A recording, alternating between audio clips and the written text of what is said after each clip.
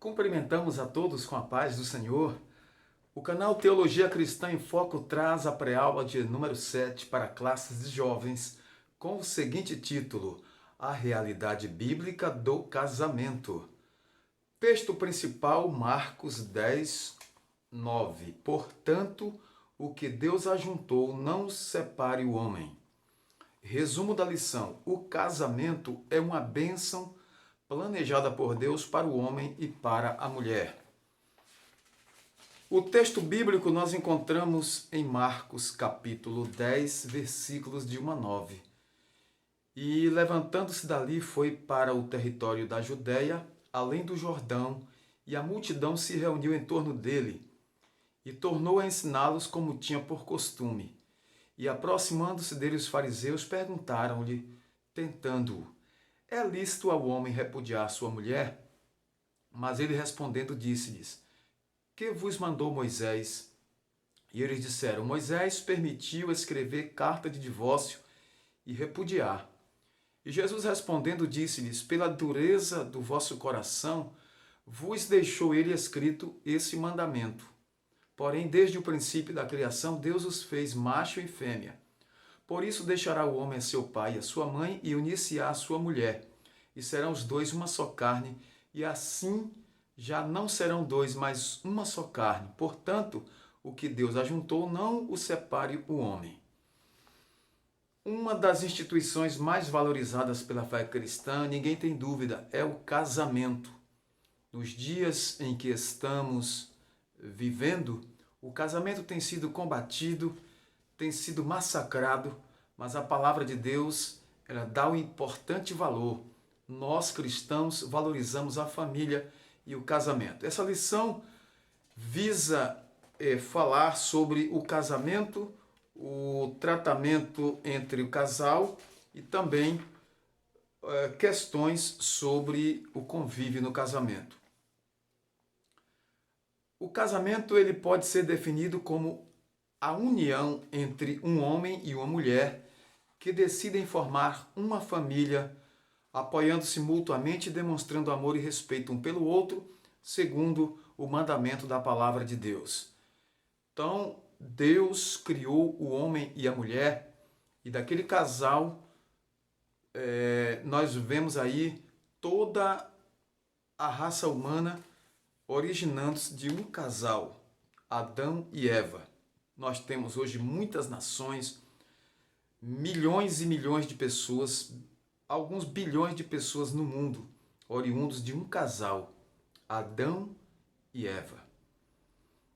O que o casamento tem de importante e o que nós podemos passar para os nossos jovens? Deus, ele instituiu o casamento, Deus estabeleceu mandamentos e ordenanças. Ele ordenou que o casal deve se relacionar de maneira que o homem seja fiel à sua esposa e vice-versa. O homem deve cuidar, amar, proteger, defender a sua esposa. Também a mulher de igual forma. Esse é o comportamento esperado por Deus, tanto por parte do esposo como da esposa. O casamento é uma bênção de Deus e é uma recomendação bíblica para a formação da família cristã, a família que é segundo os moldes da palavra de Deus e do que Deus idealizou. Há uma bênção de Deus para aqueles que se casam. Da união do primeiro casal, Adão e Eva, propagou-se toda a humanidade, como já falamos. A palavra de Deus diz que eles tiveram filhos e assim a descendência estendeu-se pelo mundo, pela face da terra. Então Deus fez homem e mulher e os abençoou e ordenou que frutificasse e se multiplicasse e teriam a bênção do Altíssimo. O tratamento entre o casal, aliança diante do altar. Nós observamos que o casamento é um evento celebrado diante de Deus e é importante que as pessoas sejam informadas de que estão realmente fazendo uma aliança diante de Deus e assim tem o dever de obedecer o que diz a palavra do Senhor. A nossa iluminação, ela teve uma alteração porque uma das nossas torres aqui falhou, mas nós vamos prosseguir. A bênção de Deus para a família, na questão do homem, ele deve amar, honrar e proteger sua esposa. A mulher, com relação ao seu esposo, deve também honrar, não é? Deve honrar, claro, amar e ajudar o seu esposo sendo sua auxiliadora. Salomão destaca que quem encontra uma esposa encontra algo excelente e alcançou a benevolência do Senhor. Provérbios 18, 22. Revelando assim a importância do casamento. Então, qual deve ser o parâmetro de amor de um homem para com a sua esposa? Deve ser o parâmetro que está escrito na palavra de Deus. O parâmetro é o amor de Cristo pela sua igreja. Como Cristo amou a igreja, deve-se então os esposos amarem suas esposas. Por fim, as questões sobre o casamento nós temos. Primeira questão, até que a morte os separe. Até que a morte os separe. O casamento é uma aliança com o eterno que só termina quando um dos cônjuges falece.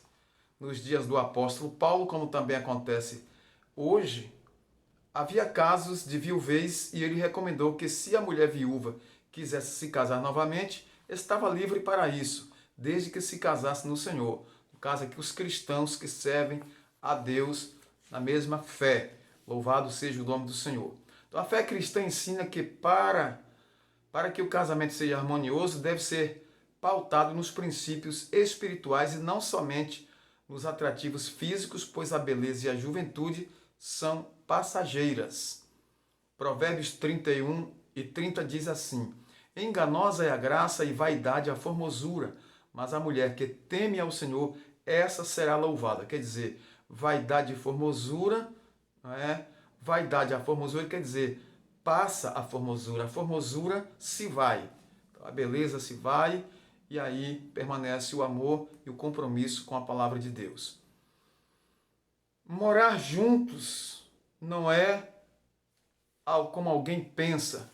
Deve-se estar casados legalmente para que realmente desfrute desse grande e infinito amor de Deus para a família cristã. A família que serve a Deus sabe da sua responsabilidade. Então, a fé cristã, ela não recomenda e bate realmente de frente contra adultério, bigamia, poligamia e concubinato. Nós, cristãos, cremos que a vontade de Deus para o casamento é que ele seja vitalício, que cada cônjuge seja único até que a morte os separe. Mateus 19, versículos de 1 a 12, está ali bem ratificado. Deus em Cristo continua abençoando cada um de vocês, nossos jovens, Deus abençoe vocês e que neste final de semana você possa trabalhar esse assunto, meditar, para que a Escola Bíblica Dominical seja uma bênção na sua vida. Deus em Cristo abençoe seus projetos, seus planos de casamento, seus planos de família. Deus vai honrar o que você está aí colocando diante dele, tá bom? Deus em Cristo continua abençoando a todos. Vamos orar agradecendo ao Senhor. Nosso Deus, Pai Todo-Poderoso, te agradecemos pelo privilégio de estar na tua presença. Louvamos e engrandecemos o teu nome. Assim nós te agradecemos por tudo, desde agora e para sempre. Em nome de Jesus, amém.